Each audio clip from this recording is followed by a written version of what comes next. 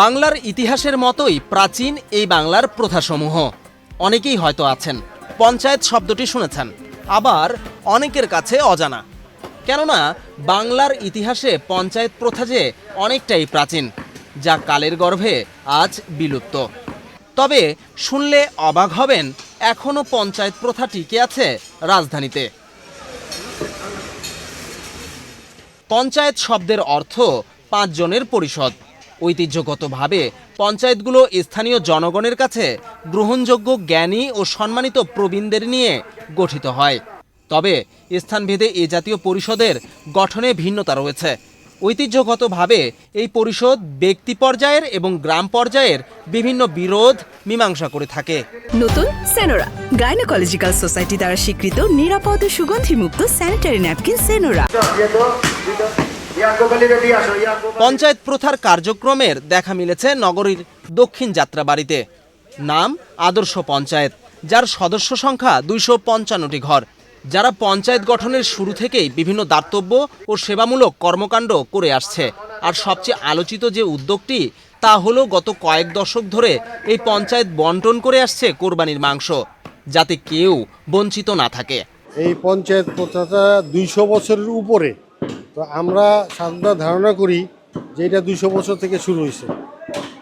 আমাদের এই অত্র এলাকায় শুধু না, এটা পুরো ঢাকা শহরব্যাপী একসময় ছিল।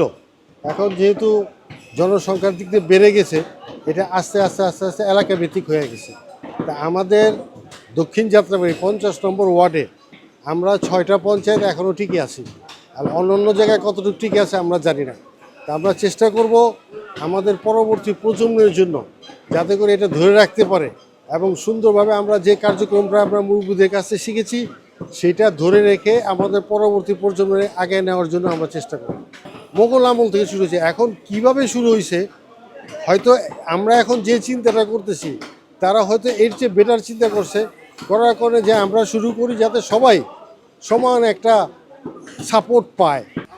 জানা যায়, পঞ্চায়েত বলতে ৫ বা ততোধিক ব্যক্তির সমন্বয়ে গঠিত একটি পর্ষদ। রাজধানীর বৃহত্তর যাত্রাবাড়ি এলাকায় প্রায় ৪ থেকে ৫ যুগেরও বেশি সময় ধরে টিকে রয়েছে প্রায় ৫টি পঞ্চায়েত, যার মধ্যে আদর্শ পঞ্চায়েত সবচেয়ে বড় বলে জানা যায়।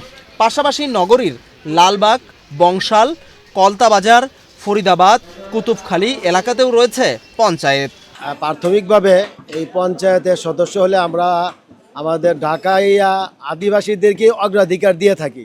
কোনো বসবাসকারী আমাদের এই অঞ্চলে তার আদি ঢাকাইয়াদের সাথে মিশতে চায় এবং সে বাড়ি ঘর এখানে নির্মাণ করে দীর্ঘদিন যাবৎ বসবাস করছে, তাদের জন্য আমরা একটা সুযোগ রেখে থাকি। সদস্য যা যা নিয়ম কানুন, ওই সব বাইরের ডিস্ট্রিক্টের যে যদি আমাদের সদস্যভুক্ত হয়, তার জন্য সেই নিয়ম কানুন আমরা বলবৎ রাখি।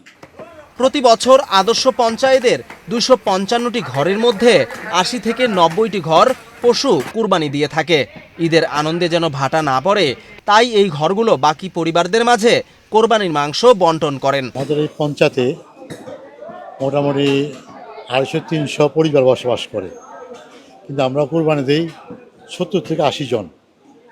এই সবার যে আমার গোস্তটা কোরবানি দিই আমরা, সেখান থেকে অর্ধেক গোস্ত আমরা এই সমাজে দিয়ে দিই। তারপরে এগুলা সমান ভাগে মানে পরিষ্কার করার পরে এই যে যারা কোরবানি দেয় নেয় প্রায় ২৫০ পরিবার, ওই সব পরিবারেই প্রায় ১৫ থেকে ২০ কেজি করে মাংস আমরা পৌঁছায় দিই। এটা আমাদের সবাই পঞ্চায়েতেরই সদস্য, এরা খুশি মনে কাজ করে। হ্যাঁ, এরা অনেকে দেখা যায় যারা কোরবানি দিতে পারে না, ওরা সে চাষতেছে, অংশগ্রহণ করতেছে। আমরা এই পঞ্চায়েতের মধ্যে অনেক কিছু করি, সেবামূলক কাজ, সমাজে অনিয়ম দূর করার জন্য, এবং ছোটোখাটো বিচার আচরণ আমরা সম্পন্ন করি। এতে এলাকার মানুষ অনেক খুশি হয়। ঢাকা পঞ্চায়েত সমূহের তত্ত্বাবধায়ক খাজা আজম দি পঞ্চায়েত সিস্টেম অব ঢাকা নামে একটি বই প্রকাশ করেছিলেন ১৯০৭ সালে। অনুমান করা যায় ১৯ শতকের মধ্যভাগের আগে ঢাকায় এই ব্যবস্থা থাকলেও থাকতে পারে, কিন্তু তা সুসংহত ও শক্তিশালী হয়ে উঠেছিল ঢাকার নওয়াব পরিবারের উত্থানের সঙ্গে এবং নওয়াব পরিবারের পৃষ্ঠপোষকতায়, যা ঢাকার প্রতিটি মহল্লার পঞ্চায়েত সুদৃঢ় হয়েছিল। নওয়াবগণ নিজেদের আধিপত্য বজায় রাখার মাধ্যম হিসেবে এটিকে ব্যবহার করেছিলেন। সাধারণ মানুষের মঙ্গলই পঞ্চায়েতের কাম্য। বিজন কুমার, বাংলাদেশ প্রতিদিন।